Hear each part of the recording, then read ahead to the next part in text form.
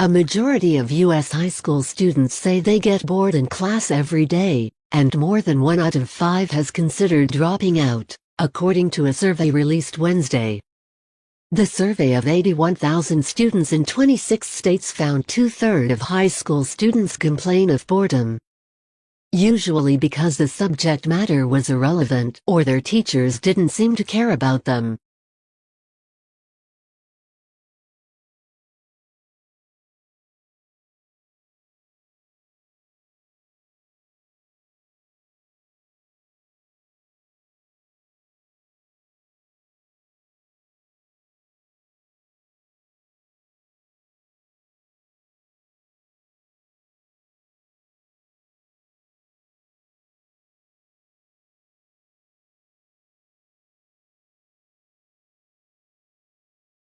Well, in 2004 we integrated ticketing in Southeast Queensland, so we introduced a paper ticket that allowed you to travel access all the 3 modes in Southeast Queensland, so bus, train and ferry.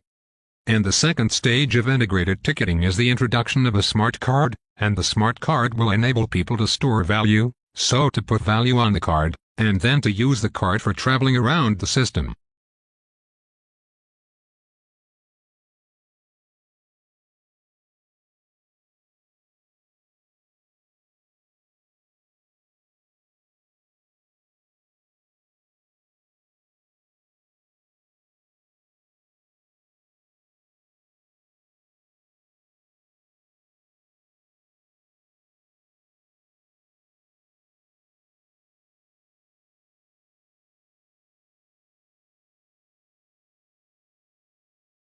Well, Alex, the National Association of Realtors is at least putting the champagne on ice. The industry group says the slight rise in sales for previously owned homes shows the housing market is finally stabilizing, which is the first sign of a recovery.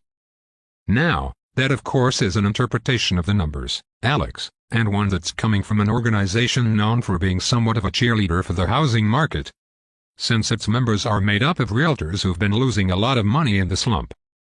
Now, for a more sober view, I talked to Wellesley housing economist Carl Case, and he says the slight uptick in sales hardly offsets the fact that numbers are down 20% from the year before.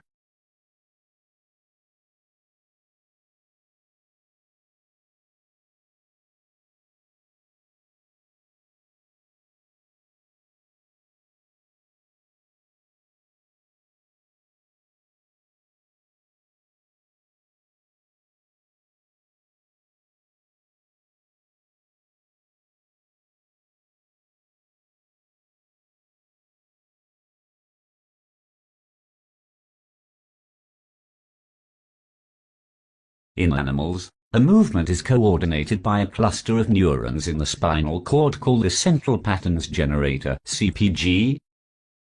This produces signals that drive muscles to contract rhythmically in a way that produces running or walking, depending on the pattern of pulses.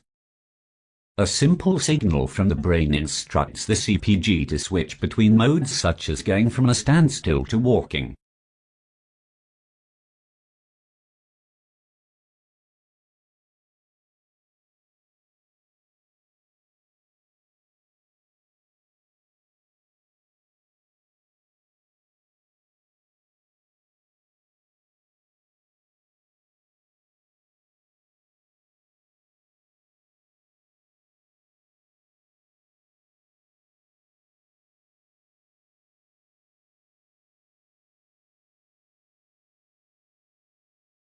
I'm a big fan of gap years. I took one myself, so I'm probably biased. I think that if you've got something you want to do in the year before you come to university, that you should do it. And a lot of students who want to study a biology degree actually want to go off and travel and perhaps work on a conservation project. And of course, that's all very good. It will contribute towards your degree and your preparation for that. And then when you come to us, you'll be ready for your studies. So if there's something you really want to do, then my advice is to go for it.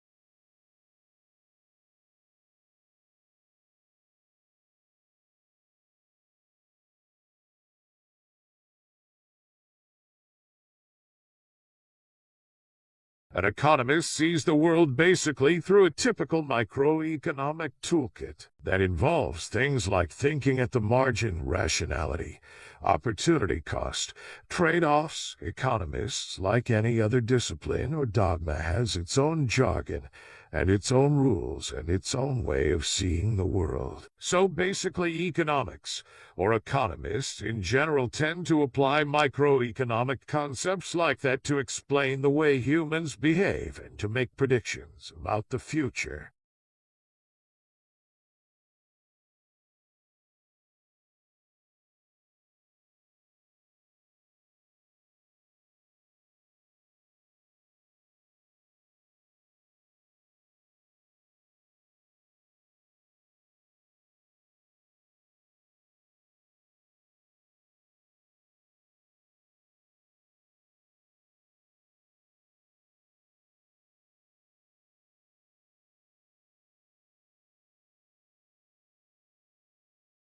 So it's a fantastic place to be a puffin. There are no ground predators, there's protection. On the other hand, if you're going to increase in numbers, and we increased from 5 pairs then to 2,000 pairs in 1972. When I started up to about 80,000 pairs in 2003, you've got to have a lot of food. I mean, you've got to have a hell of a lot of fish, however small a bird that you are. And there seems to be profound changes in the North Sea where man removed all the large fish, the large cod, the haddock and those sorts of things, for human consumption. And the numbers of small fish increased, and this allowed the seabirds to increase. You've got a lot of big fish that are of no use to seabirds, they're just too big. I mean, puffins will only eat fish up to about 20 centimeters long. Anything bigger than that is safe from a puffin.